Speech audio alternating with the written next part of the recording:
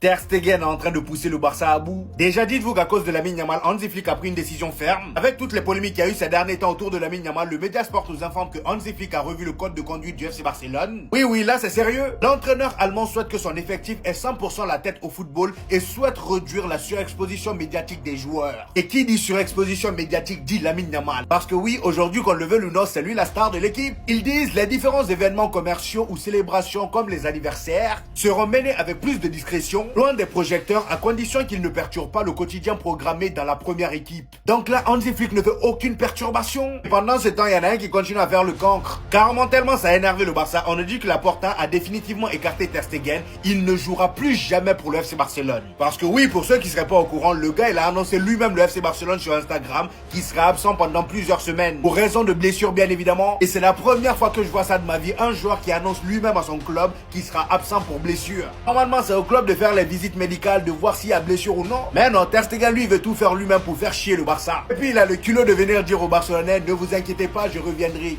Mon ami, personne t'attend. Apparemment là où tu es là même, ils veulent que tu restes là-bas. C'est vraiment une folie à quel point le gars il a chuté d'un coup. L'équipe de France, quand c'est pour faire la propagande et mettre en avant Mbappé qui va prendre le numéro 10, il y a du monde. Mais pour pousser Dembélé pour la propagande Ballon d'Or, il n'y a plus personne. Et ça me fait rire de voir que même en équipe de France, que ce soit les joueurs ou le coach, certains ont eu du mal à départager Dembélé et Mbappé, alors que t'en as un qui a fait saison blanche et l'autre qui a tout gagné avec son club, juste pour vous montrer à quel point c'est du délire. Et moi je me demande les gars, est-ce qu'en France ils vont même laisser passer le fait que Dembélé prenne un ballon d'or devant Mbappé? Je sais pas si vous vous rendez compte, ça veut dire qu'à la Coupe du Monde 2026, Dembélé va arriver en équipe de France en étant le seul joueur de l'effectif à avoir gagné un ballon d'or. Et ça déjoue tellement les pronostics parce que si on allait 5 ans en arrière et qu'on disait que ouais que Dembélé allait gagner un ballon d'or avant Mbappé, personne n'aurait cru. En tout cas les gars, je vois plein de journalistes français faire totalement n'importe quoi et être indécis entre qui choisir dans les joueurs du Paris Saint-Germain. Mais moi je vous le dis les gars, si les journalistes français ils font n'importe quoi, je veux pas que ça commence à venir insulter Lamine Yamal parce qu'il aura rien fait. Est-ce que c'est de sa faute?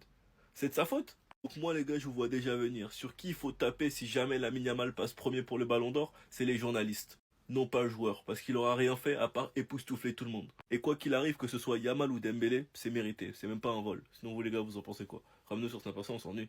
Par pitié, Vinicius quitte ce club d'ingrats. L'histoire de Vinicius Junior au Real Madrid aurait dû être celle d'un conte de fées. Arrivé au Real Madrid sur la pointe des pieds, il sera obligé de passer par la Castilla pour prouver qu'il a le talent, le niveau, mais surtout la détermination pour jouer dans un club aussi grand que le Real Madrid. Critiqué, moqué, humilié par les supporters du Real Madrid car il faisait énormément d'erreurs sur le terrain, il sera même critiqué par ses propres coéquipiers. Vinicius Junior fera alors d'énormes progrès aux entraînements, ce qui se répercutera en match. Il bossera comme un acharné, redoublera d'efforts et de motivation pour continuellement prouver qu'il mérite sa place, avant de finalement participer à la conquête de la Ligue des Champions en 2022 et d'en être véritablement le protagoniste ultime en 2024, où il deviendra le meilleur joueur de la compétition, mais également le meilleur joueur du Real Madrid. Pas loin de remporter le Ballon d'Or d'ailleurs juste après cette saison exceptionnelle. Au moment où Vinicius pensait qu'il allait pouvoir jouir de ce nouveau statut acquis très difficilement au Real Madrid, on lui a mis un joueur dans les pattes avec beaucoup plus de privilèges que lui, alors que ce dernier n'a eu rien à prouver au Real Madrid, et aujourd'hui on lui explique qu'il n'a pas le droit de revendiquer le meilleur salaire du club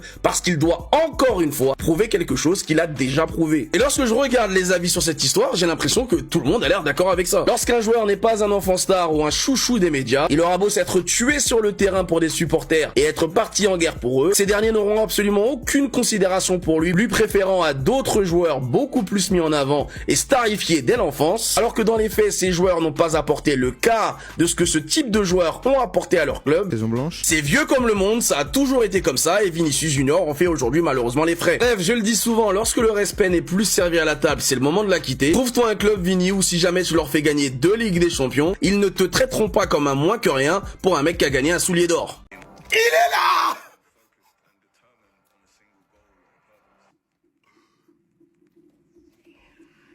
Regardez le flow.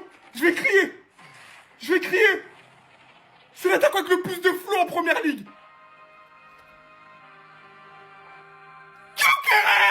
Officiel. Victor Gyökeres signe à Arsenal. On peut enfin le dire. On a notre numéro 9. Et on peut enfin le dire. On joue tous les titres possibles et inimaginables.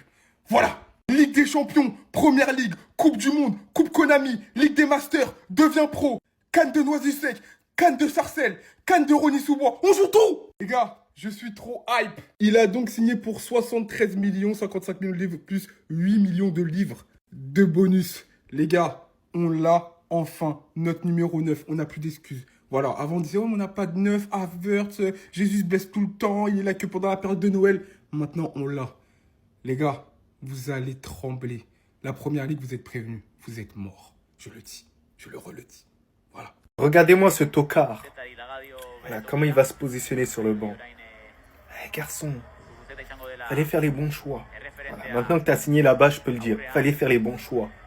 Athletic Bilbao. Nico Williams blessé, une deuxième défaite face au PSV. En fait, moi, j'ai envie de rentrer dans la tête de deux frères. De pourquoi ils ont trash talk le FC Barcelone, en fait. T'as vu, j'aurais compris si vous étiez, par exemple, au Bayern Munich, au Real Madrid. T'as vu des clubs assez solides. Allez, Manchester City, Arsenal, vraiment un club assez compétitif. Mais Athletic Bilbao, mais sérieusement, les gars. Alors oui, t'as choisi le cœur, y a pas de souci, tout ça. Mais ferme ta bouche. Tais-toi, arrête de trash talk.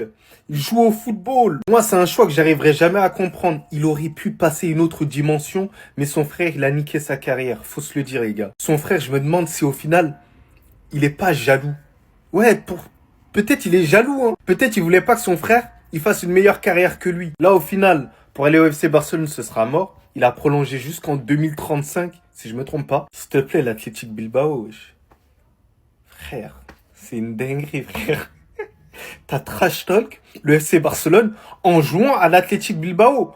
Mais voilà, faut être courageux.